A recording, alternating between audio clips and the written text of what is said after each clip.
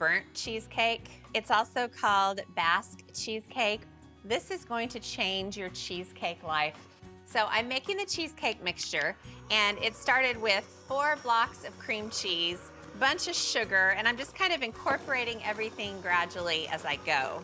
This recipe completely eliminates the crust. The cheesecake is the crust, and it bakes up with this amazing caramelized top. It is chef's kiss. Okay, so I incorporated some flour and salt, and now I'm gonna start adding the eggs. I have 5 whole eggs and 1 additional egg yolk, and I'll just kind of bloop, add them in gradually. These are pretty eggs, by the way. Okay, that's the end of the eggs. A little splash of vanilla. And then I'm gonna add a whole bunch of heavy cream. Oh, wow. While I mix. I did not say this was a low-fat, internet-famous recipe, did I? I'm not making any promises I can't keep. All right, I'm gonna give the bowl just a little bit of a scrape and then give it one more mix. I also love cheesecake because it's such a delicious kind of family-friendly recipe, but it's also very elegant. You can sort of top it with fancy chocolate toppings, fancy fruit toppings. You can dress it up or dress it down. Okay, so for the pan, I've got a regular springform pan, and I just kind of laid parchment in there and pressed it into form. And here's the magic, guys. There's no crust in the pan at all. You just go right in with the cheesecake batter. Okay, so let's go to the oven. It's gonna bake at 400 degrees for 45 to 50 minutes. And trust me, that thing is gonna get burned in a delicious way. So let's go back to the counter. And I am going to top the baked cheesecake with macerated berries. So I've got some halved blackberries. I just cut them in half. Lemon juice.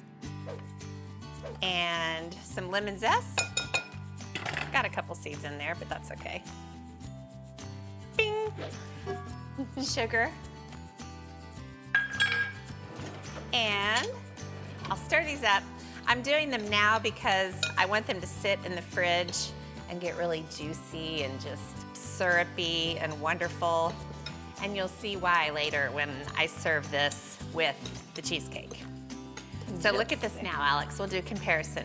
This is what it looks like now. Very sugary. Just wait till we see it later. I'm gonna cover it with plastic wrap and then come with me to the fridge. I'm just gonna let these sit in the fridge and get syrupy and sticky.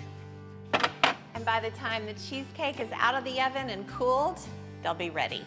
Look, Alex, look at the cheesecake. Doesn't that look amazing? It looks like chocolate. It does look like chocolate. It's not burned at all. It's just very deeply caramelized. It's a dark, dark brown. And then, as promised, check out the berries and how syrupy and thick they are. And this can only happen if you really give them time to sit and macerate.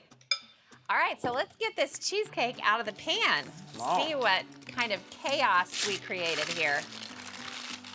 Okay? And that's the beauty of a springform pan. So I'm gonna get a nice slice.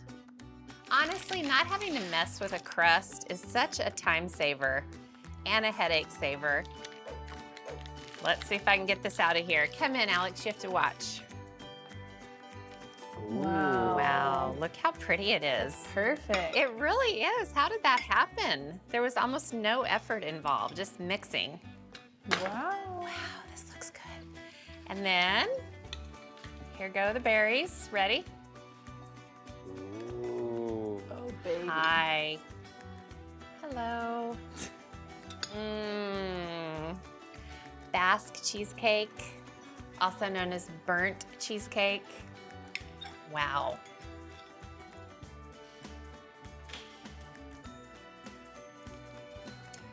Crust who?